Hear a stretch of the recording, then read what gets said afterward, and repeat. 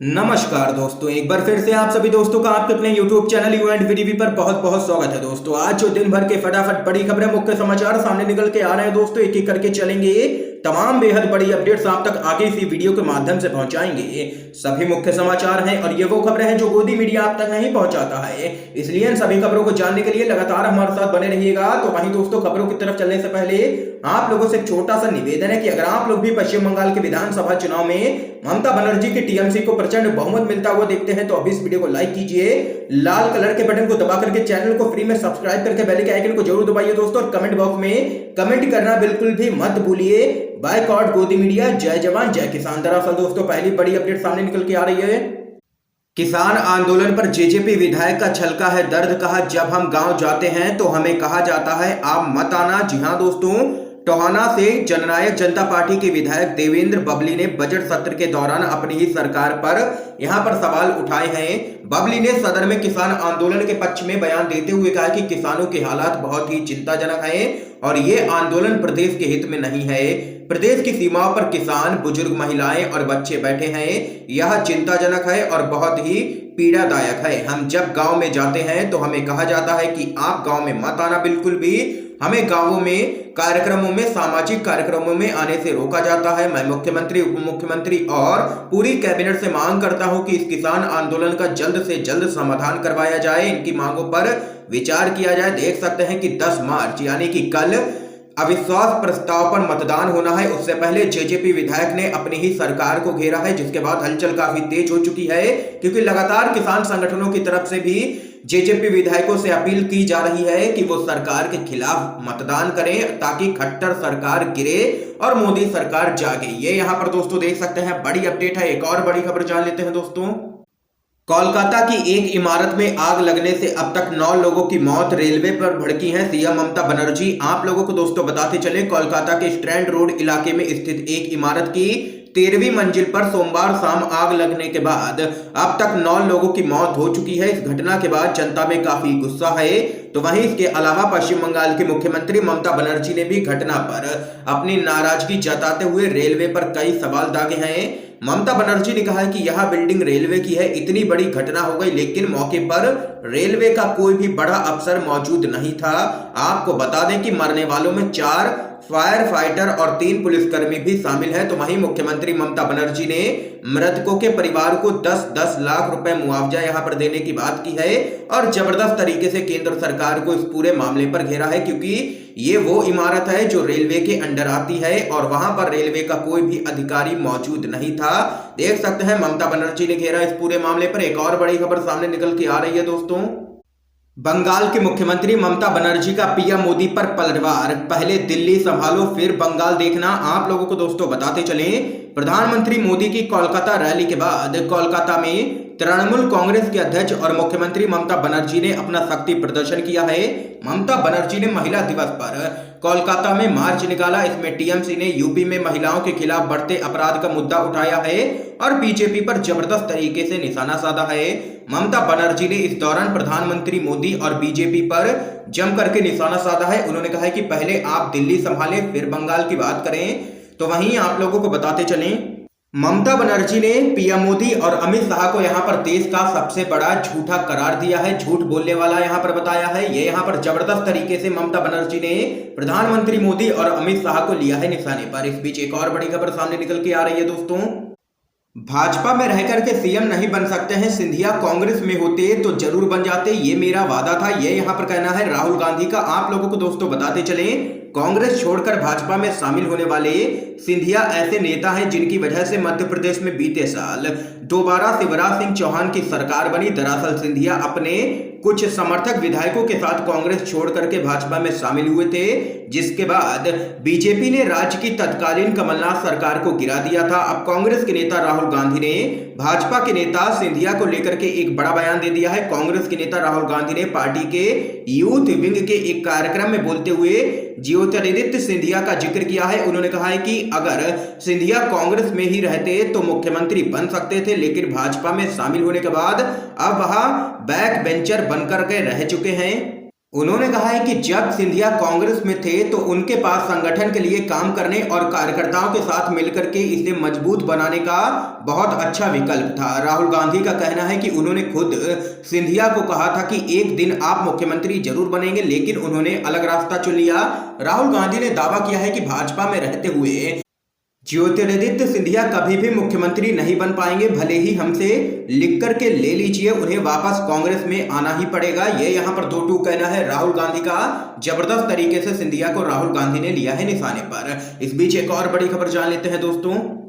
बंगाल चुनाव, बीजेपी उम्मीदवार भारती घोष के खिलाफ गिरफ्तारी वारंट जारी। जी हां दोस्तों, बीते लोकसभा चुनाव में घाटल लोकसभा क्षेत्र से बीजेपी की उम्मीदवार रही भारती घोष के खिलाफ 12 मई 2019 को चुनाव के दौरान हत्या की कोशिश सहित जनप्रतिनिधित्व कानून और अन्य कई गंभीर धाराओं में एफआईआर दर्ज की गई थी।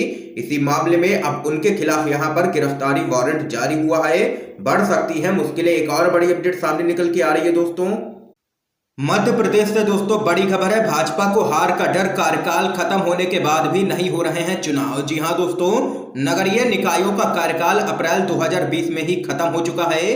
शिवराज के सामने 2015 के नतीजे दोहराने की चुनौती है।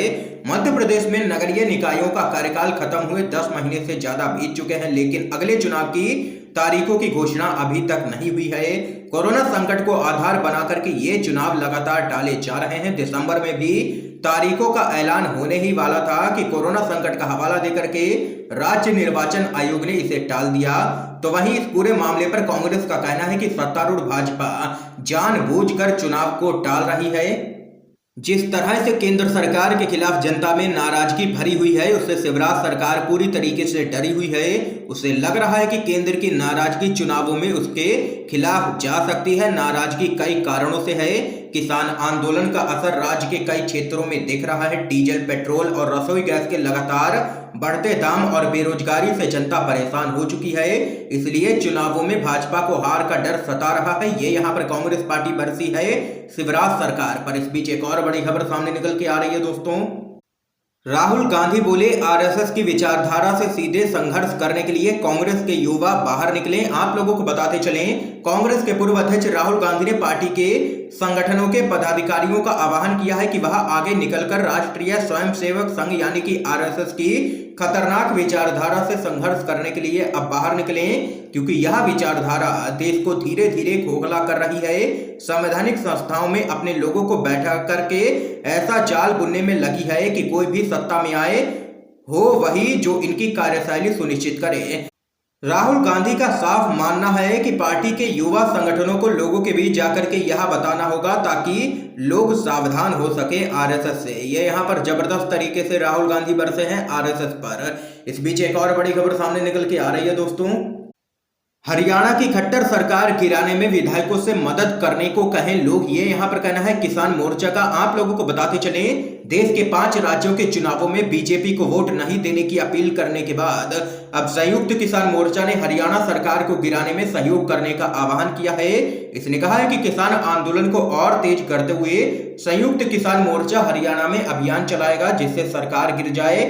इसमें कहा गया है कि वह लोगों से अपील करेगा कि वे अपने विधायकों से कहें कि 10 मार्च को आने वाले अविश्वास प्रस्ताव में बीजेपी के नेतृत्व वाली गठबंधन सरकार को हराएं। संयुक्त किसान मोर्चा का ताजा फैसला तब निकल के सामने आया है जब हाल ही में इसने बीजेपी के खिलाफ मोर्चा खोल दिया है। दरअसल दोस्तों 12 मार्च से यहां पर किसान नेता रैलियां करने जा रहे हैं बीजेपी के खिलाफ। लोगों को जागरूक करेंगे कि बीजेपी को वोट किसी भी कीमत पर ना दें। ये यहां पर दोस्तों देख सकते हैं, बड़ी खबर सामने निकल के आई है। किसान मोर्चा ने कर दिया है बड़ा ऐलान, किसी भी कीमत पर गिरानी है खट्टर सरकार। इस बीच एक और बड़ी खबर सामने निकल के आ रही है दोस्तों। योगी आदित्यनाथ के सेकुलरिज्म पर दिए गए बयान पर भड़के हैं असदुद्दीन ओवैसी। जी हां दोस्तों, आप लोगों को बताते चलें, यूपी के मुख्यमंत्री योगी आदित्यनाथ के देश में सेकुलरिज्म के खिलाफ बयान पर हैदराबाद के सांसद और एआईएमआईएम के मुखिया असदुद्दीन ओवैसी ने यहां पर पलटवार किया है। उन्होंने अपने सिलसिलेवार तरीके से किए गए ट्वीट में आरएसएस और योगी आदित्यनाथ पर जबरदस्त तरीके से निशाना साधा है। ओवैसी ने कहा है कि संघ को धर्मनिरपेक्षता से एलर्जी है क्योंकि वह देश को बहुसंख्यकों के स्टेट के रूप में देखता है। ओवैसी ने कहा है कि धर्मनिरपेक्षता भारतीय संविधान की मूल संरचना का हिस्सा है। यह संविधान के अलग अलग हिस्सों में भी दिखाई देता है। धर्म और उपासना की स्वतंत्रता, बंधुता और समानता संविधान की प्रस्तावना का प्रमुख हिस्सा है। तो वहीं ओवैसी ने आगे कहा है कि योगी का बयान देश की वैश्विक उपलब्धियों का अपमान है। ये यहाँ पर जबरदस्त तरीके से योगी आदित्यनाथ के बयान पर भड़के हैं एआईएमआईएम के मुखिया असदुद्दीन ओवैसी। इस बीच एक और बड़ी खबर सामने निकल के आ रही है दोस्तों। पंजाब के बजट में कई बड़ी घोषणाएं, किसानों को कर्ज माफी, महिलाओं बच्चों को फ्री बस यात्रा, बुजुर्गों को भी बड़ी सौगात। आप लोगों को दोस्तों बताते चले, कैप्टन अमरिंदर सिंह सरकार ने अपना बजट पेश कर दिया है। बजट में किसानों और महिलाओं को ध्यान में रखते हुए पंजाब सरकार ने कई बड़ी यहां पर घोषणाएं की हैं। आपको बता दें कि बुजुर्गों के लिए सरकार ने बड़ा कदम उठाते हुए बुढ़ापा पेंशन को दोगुना कर दिया है। इसके अलावा सूबे की महिलाओं और विद्यार्थियों को मुफ्त बस यात्रा की सौगात भी दी गई है कांग्रेस सरकार की तरफ से। आपको बता दें कि किसानों के लिए नई योजना कामयाब किसान खुशहाल पंजाब शुरू हुई है। तो वहीं किसानों के हित में वित्त मंत्री मनप्रीत सिंह बादल ने बजट में यह ऐलान भी किया है कि किसानों का कर्जा माफ किया जाएगा। उन्होंने बताया कि किसानों की कर्ज माफी के लिए बजट में 10,186 करोड़ रुपए का प्रावधान किया गया है। इसके अलावा किसानों को मुफ्त बिजली भी मुहैया करवाई जाएगी सरकार की तरफ से। ये यहाँ पर दोस्तों देख सकते हैं, पंजाब की कांग्रेस सरकार ने बजट में कई बड़ी घोषणाएं कर दी हैं। इस बीच एक और बड़ी खबर आप लोगों को बताते चले दोस्तों।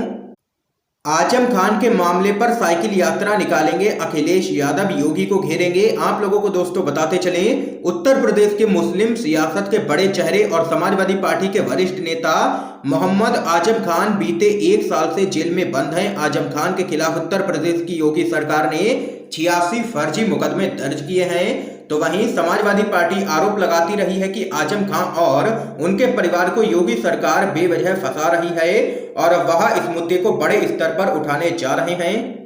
समाजवादी पार्टी इस मुद्दे पर 350 किलोमीटर लंबी साइकिल यात्रा निकालेगी। इस यात्रा के कार्यक्रम की शुरुआत आजम खान के संसदीय क्षेत्र रामपुर से 12 मार्च को शुरू होगी।